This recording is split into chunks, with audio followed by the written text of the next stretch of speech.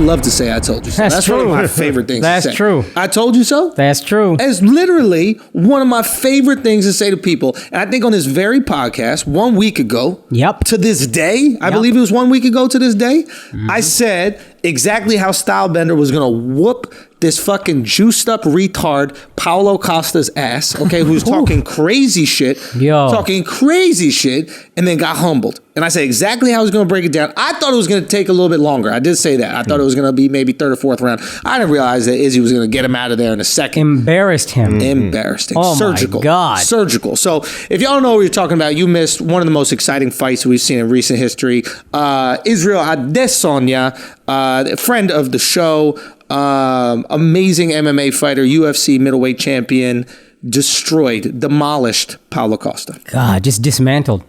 Surgical. I mean, unbelievable. Like, if you're like a nerd about fights, and again, I don't know that much about MMA. I'm a huge boxing fan, so I understand the striking side of MMA way better than I understand like the grappling and the wrestling. Like, I just don't know about it. Right? I don't know the strategy. I don't know what they're trying to do, and it looks cool when they're down there with the jiu-jitsu. It can be like boring at times, but I just don't understand it. But striking, I understand.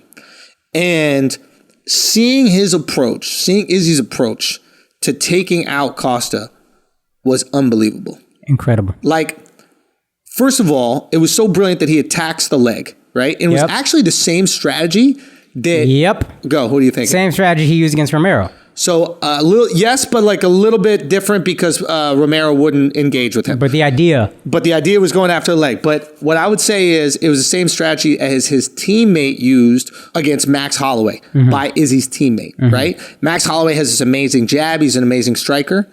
And what Izzy's teammate did is he attacked that opening leg in their first fight. Okay. And that limited Max's ability to jab, and limited Max's ability to strike, and that's what Izzy did right here. Paulo Costa comes straight forward. He's a bruiser, right? So what Izzy did, he starts attacking that fucking leg, and now Paulo Costa is, one, afraid to come forward, two, afraid to put any weight on it. And if you're not putting any weight on your front leg, how are you supposed to throw punches with power? Yeah.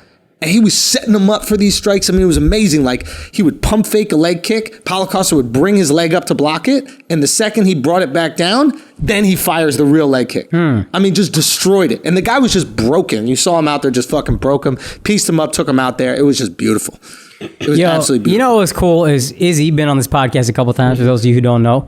And the first time he came on, he hadn't won any belts, but he talked about how power doesn't mean what people think it means. Right. He's like, I don't need power, I got precision. He said that exact thing. Yeah. He was like, I will hit you exactly where I want to hit you over and over again, and you will fall. It might not have the same power behind it as these meatheads, but you will fall. Right. And to watch a guy manifest everything he said to this point of superstardom and dismantling this monster. If you look at them on the screen, you're scared for Izzy. Yeah. And I don't know shit about MMA or fighting in general. Yeah. I was a little scared for Izzy, but he did exactly what he said he was going to do 3 years ago, and it got him exactly where he said he was going to go. So fucking cool to see that happen. Yeah, man. I think, and again, I said it last week, so I don't want to repeat too much of it, but I wasn't nervous for Izzy just because I know how big he is. I think a lot of people don't realize how big he is. And I swear when he does like the weigh-ins, he slouches or like spreads his legs wide so he looks smaller. But when he goes face to face with the guys, he kind of looks almost their height. And then on fight day, he's like a whole head taller than them somehow. I don't know how the fuck he manages to do that, but that's kind of fuck with you a little bit, fuck with your confidence. You think you're as tall as a dude you're about to fight, and then the next day he's a whole head taller than you? Yeah, I mean, I just thought looking at just the size of the mass, I was like, oh, this guy's huge, this fucking Costa. And he's on juice. Izzy said that the first time he came here. Right. He also said 3 years ago, I want to take Costa because before the USDA or whatever. USADA. USADA gets him. I want to get him because I know he's on steroids. So he called Costa 3 years ago. I want to get him. And you see this guy, he looks like a fucking juice head. And you're like, yo, I'm a little scared. Again, not knowing anything, was like, yo, I'm scared for Izzy. And just embarrassed him. Like you said, you watch Costa try to like be a showman the first round. Second round, that's all gone. 2 minutes into the second round, he's knocked out, submitted, and then Izzy fucking ass fucks him twice, literally pantomimes ass fucking him twice, and then gets off. It was just incredible to watch. Yeah, it was just amazing, man. Son, I think that was the first time I seen somebody go down with a temple shot that didn't hit like flush. Yeah. Like it like grazed him and his legs were gone. Yeah, and like, it's really interesting because Paulo Costa was known for having a really good chin. Like he's been in brawls with people. Like he was in a brawl with Yoel Romero. Yeah. Not a fight where it's a jab fest that you're being super strategic and like maybe you're touching people but not full power. Yeah. We're talking about all out brawl. Yeah. And Izzy dropped this guy like it was nothing. It was on a graze. Yeah. It was almost like he was ready to go down. I think Izzy caught him with a leg kick before. Yeah. And then followed up with that. Yeah. But man, it was just fucking amazing to see.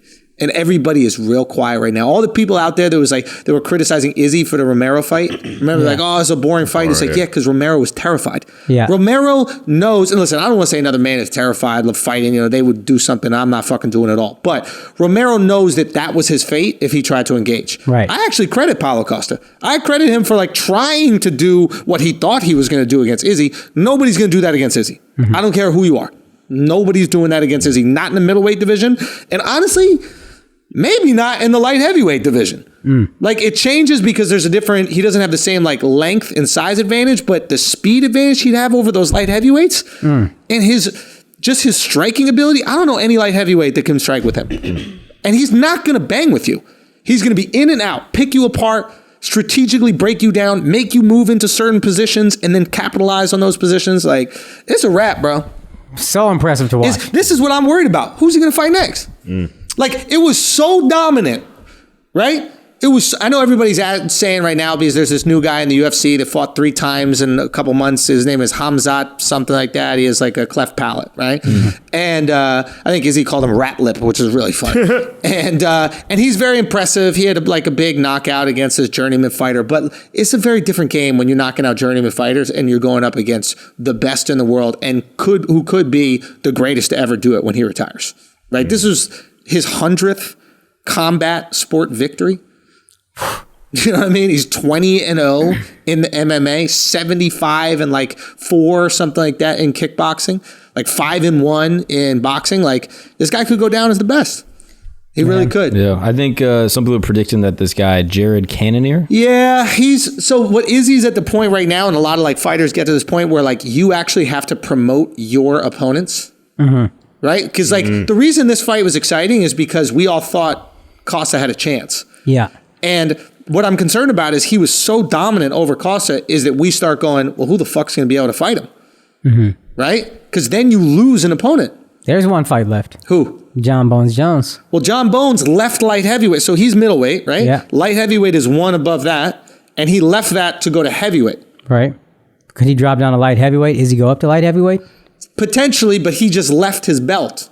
He relinquished the belt. Right. So like you leave the belt to fight for the same weight without the belt. It doesn't make sense. To me, I think what John Bones is doing is, okay, let me go see if I can do some heavyweight fights and see if I can get another belt up there. Right. Which I think makes sense. And now they're talking back and forth on Instagram or like Twitter or whatever it is, and we'll see what happens.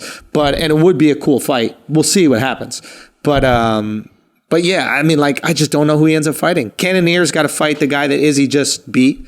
Yep. Right? Robert Whitaker. Yeah, Robert Whitaker. So it's That's what Izzy said after his fight, right? That's the guy he was talking about? Yeah. He said, if you win this, you're next. Yeah. You get it next. But it's like he has to build up Cannonier. Yeah. So Cannonier has to have this super dominant win, and then we're excited about the Izzy fight. But he's been so dominant that I can't even name another person. Can you guys name another person? No. The closest fight he had was Gastelum. Gastelum was the closest fight he had. And that's another thing that I'm starting to realize. And I gotta talk to Izzy. I've been messaging him a little bit afterwards, but I gotta break him down, like just break down his thinking about this. I don't know if Izzy is getting better. Like, I think he's been this elite a striker as long as he's been maybe in kickboxing. And I don't think he's learning more kickboxing per se by being in MMA. I think what it is in his earlier fights, and I got to ask him about this, but he was less confident of his ability in MMA. He knew he was a beast with kickboxing, but now he's entering this field where he's like, well, I'm not an elite grappler and I'm not an elite wrestler, and I might have to do those things in this fight. So I got to be on my P's and Q's. Right. And I think what's starting to happen is, especially with Gastelum was a wrestling background guy, you know? And I think what happened is, as he's just destroyed the elite fighters in the division, I think his confidence has built up in terms of what he can handle. And I think this last performance was like, Oh, it don't matter if you're a professional wrestler.